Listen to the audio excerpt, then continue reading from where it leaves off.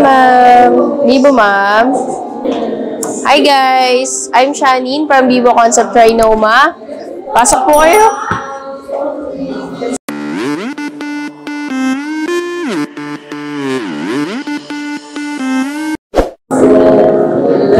So, we have here the V-Series, our flagship phone. V29 series namin, which is 2 variant. Actually, same na same yung specs niyan. Kasi 256 and 512 lang naman yung difference nila, which is 2,000 pesos lang po yung difference. So, maganda dito, ma'am sir, meron tayong bagong enhanced na Aura Portrait Lighting. So, yan, ang maganda dito, kapag nagbablog po tayo or gumagamit po tayo ng mga pang TikTok natin. So, na-adjust po yung lighting niya from warm to light and then lighter. So, no need na po ng mga, ng mga ring light para dyan.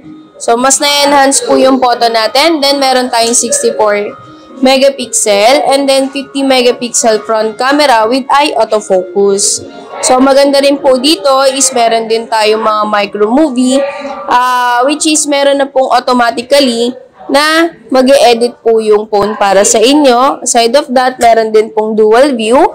So, yung front and back camera, pwede nyo nang pagsabayin. Pwede nyo na rin po kahit saan nyo ilagay. Especially sa mga nagbablog. Yan. And advantage nyo po yan dyan. And then, yung graphics po ng ating unit is Qualcomm Snapdragon processor, which is good for graphics. Then, especially sa mga gamer po.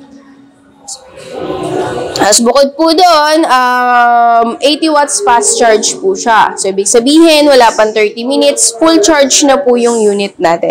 And then, 120 refresh rate sa mga gusto po ng mabilis at smooth ang performance ng unit. Then, meron din po tayo, medyo mababa, or yung mga budget price po na hinahanap nyo, which is si V29e. 5G ready na rin po siya sa halagang 17,999 pesos. Same din po, 256 gig internal. So, marami na kayo madadownload na application, videos, and photos.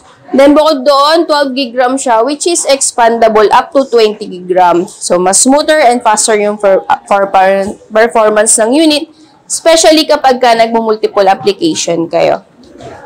So, same din, 64 megapixel din siya.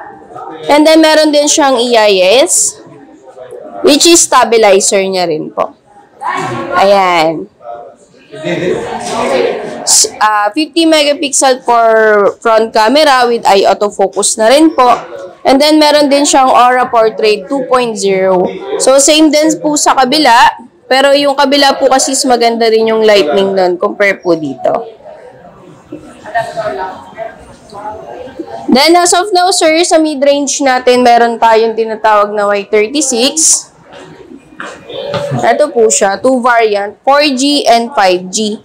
So, sa 4G po natin, 11,999 na lang po siya.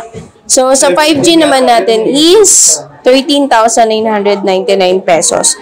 So, yun lang naman yung difference nila, yung network lang naman po.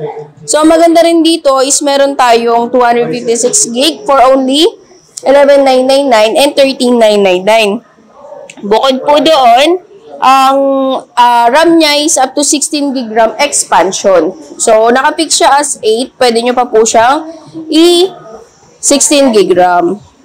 So, Qualcomm Snapdragon din to. 6 nanometer lang to, guys. Ibig sabihin ng 6 nanometer, pagka mas maliit ang nanometer natin, mas tipid po sa battery. Lessen po yung energy na inalalabas niya.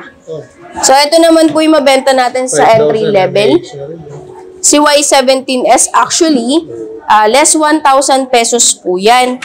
So, 128 gig internal na siya for only 5,999 pesos. And then, 4 gig RAM plus 4. So, ibig sabihin, 8 gig RAM din po siya.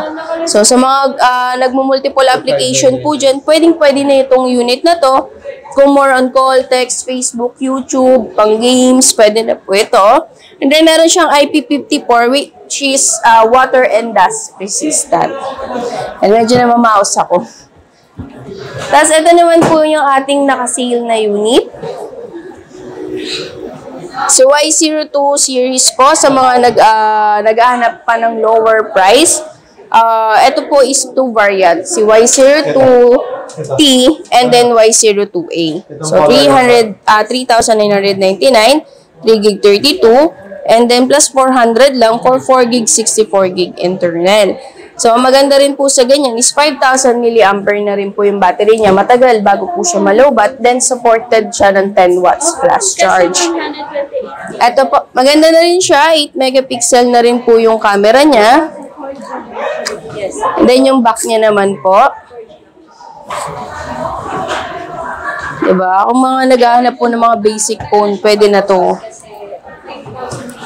So, meron din po tayo dito, sir. Ano concern mo kay Adriel? Ito. Actually, si V25 po is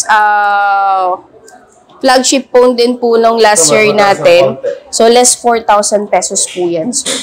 So, 19,999 pesos, 12 months, 0% interest, 256 gig internal din, and then 16 gig RAM. 90 Hz refresh rate na rin siya. And then 64 megapixel po ang OIS. With OIS and stabilizer po yun, ha. So, maganda rin yung unit na to dahil marami pa tayong stocks. Ang laki din po ng tipid nyo kasi less 4,000 pesos po siya. So, now yun po yung ating mga price update dito kay Vivo Concept Trinoma.